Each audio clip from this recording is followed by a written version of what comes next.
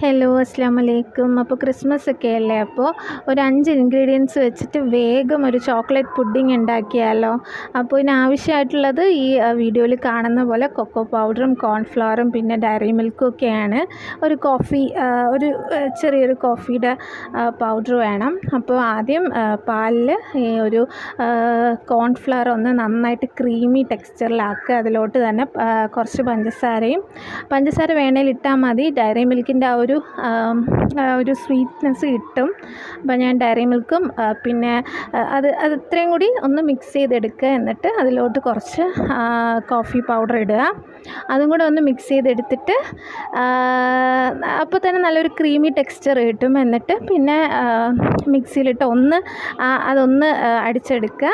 അപ്പോൾ നല്ല ഐസ്ക്രീം രൂപത്തിൽ ആവും. എന്നിട്ട് അതിൽ കുറച്ച് കൊക്കോ പൗഡറൊക്കെ ഒന്ന് തട്ടി കൊടുക്കുക, ഒന്ന് ഫ്രീസ് ചെയ്യുക. ഫ്രിഡ്ജിൽ വെച്ചും കഴിക്കാം, ഇല്ലാണ്ടും കഴിക്കാം.